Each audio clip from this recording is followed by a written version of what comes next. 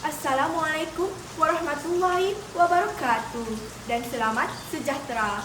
Saya Aunia Atifah binti Khairul Taleh dari kelas 4 Akademik Sekolah Menengah Agama Matang 2, Kuching, Sarawak. Yang dihormati panel juri, para hakim yang arif lagi bijaksana, guru-guru, seterusnya rakan-rakan para pendengar yang dikasihi sekalian. Berdirinya pokok kerana batangnya, berdirinya bangunan kerana tiangnya. Tetapi berdirinya saya pada pagi yang mulia ini tidak lain tidak bukan untuk menghujahkan tajuk pengucapan saya, iaitu kebersihan sungai mencerminkan sasiah masyarakat bertamadun.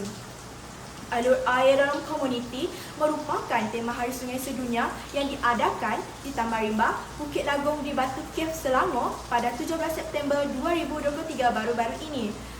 Sambutan ini telah ditetapkan oleh Bangsa-Bangsa Bersatu. Sambutan ini telah diadakan di Malaysia, diterajui oleh Jabatan Perairan dan Saliran Malaysia, Kementerian Sumber Asli dan Perubahan Iklim. Sambutan ini bertujuan meningkatkan kesedaran dan rasa tanggungjawab semua pihak mengenai kepentingan menjaga, memelihara dan melestarikan sungai-sungai di Malaysia. Program yang julung kali diadakan ini juga bertujuan untuk menjaga kelestarian sungai sebagai salah satu sumber khazanah alam negara dengan memastikan pelibatan segenap lapisan yang akan dinikmati oleh masyarakat yang akan datang secara berterusan. Umumnya, sungai merupakan satu jasad yang terletak di dalam kitaran hidrologi. Panel juri dan para pendengar sekalian, penting bagi saya untuk menjelaskan fakta-fakta sungai ini sebelum saya mengupas lebih lanjut berkenaan aspek kebersihan serta ketamadunan sungai yang membawa kepada pencerian sasiah manusia. Program pencarian sungai telah bermula pada tahun 1993 melalui kempen Cintailah Sungai. Sejak dulu lagi, sungai merupakan sumber utama kehidupan. Jika kita lihat pada sejarah ketamadunan di Mesir, apabila sungai Nil menjadi sumber ekonomi, jalan pengangkutan dan sumber tenaga mereka, alangkah ruginya kita dengan kemajuan teknologi dan kemampuan manusia hari ini jika tidak dimanfaatkan ke arah memelihara dan menggunakan khazanah alam ini untuk faedah bersama. Pasti anda semua terfikir bagaimanakah kebersihan sungai mencerminkan pembangunan sasiah manusia yang bertamadun. Cuba pendengar berfikir, apakah anggapan seluruh dunia jika Malaysia ini mempunyai sungai yang kotor dan tercemar? Mereka pasti berfikir bahawa masyarakat di negara kita merupakan masyarakat yang tidak bertamadun. Oleh itu, kebersihan sungai amatlah penting daripada pelbagai aspek.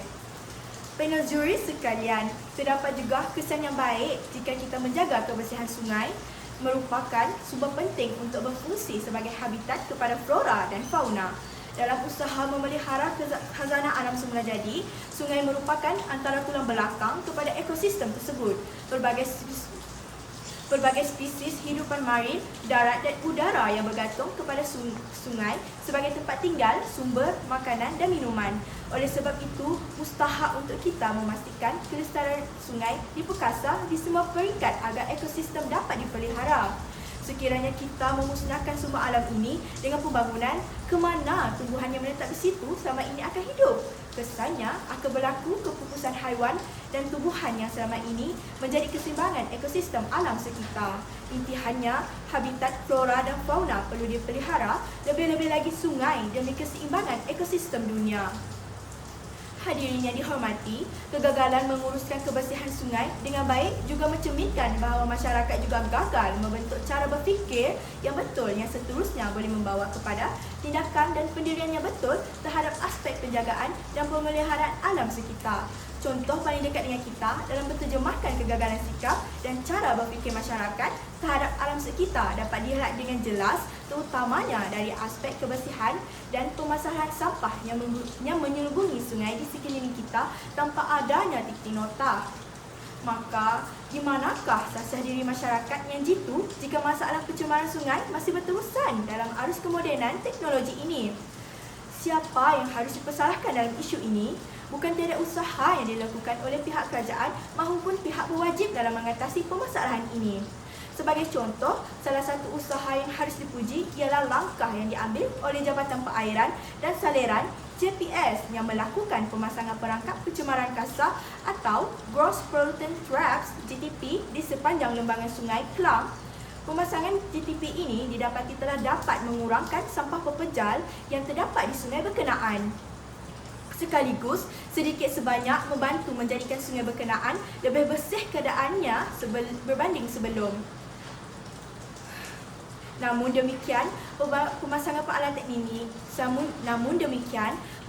peralatan ini semata-mata tidak mampu membantu sepenuhnya dan memberi kesan yang maksimum dalam mengurangkan masalah pencemaran sungai sekiranya tidak disokong oleh kita sebagai individu dan juga masyarakat, terutamanya dalam melakukan transformasi ke atas sikap serta cara berfikir masyarakat bagi memastikan kelestarian alam sekitar dan tamadun terjamin.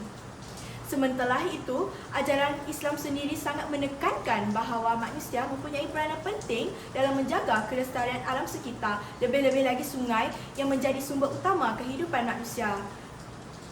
Islam menuntut umatnya memelihara alam sekitar dengan sebaik-baiknya dan menegah kita daripada melakukan pemusnahan terhadapnya.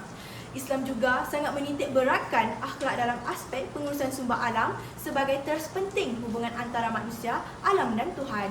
Dalam hal ini, akhlak yang mulia adalah akhlak yang membawa ke arah kebaikan dan keharmonian. Justru, sifat-sifat mulia seperti kasih sayang, perhatian terhadap aspek kebersihan dan bertanggungjawab merupakan aspek yang perlu diutamakan dalam memastikan sungai berada pada tahap terbaik. Apatah lagi, konsep manusia selaku khalifah di muka bumi menunjukkan secara jelas bahawa sungai merupakan hak mutlak Allah Subhanahu Wa Taala yang dianugerahkan kepada manusia sebagai amanah untuk dipelihara dengan sebaik mungkin. Bahkan sebarang perbuatan baik ataupun buruk akan dihisap oleh Allah Subhanahu Wa Taala. Oleh yang demikian, setiap daripada kita perlu memahami bahawa menjaga kelestarian sungai adalah wajib dan merupakan satu ibadah kerana amalan ini dapat menjamin kesejahteraan hidup manusia dan juga kelestarian tamadun. Sebelum saya menotahkan tajuk pengucapan awam saya pada hari ini, saya menyusun 10 jari memohon maaf jika tersalah bahasa, tersilap kata ataupun tersilap bicara. Saya mengakhiri ucapan saya dengan serangkap pantun. Kalau ada jarum yang patah, jangan disimpan di dalam peti. Kalau ada silap dan salah, jangan disimpan di dalam hati. Sekian, wabillahi taufik wa hidayah. Wassalamualaikum warahmatullahi wabarakatuh.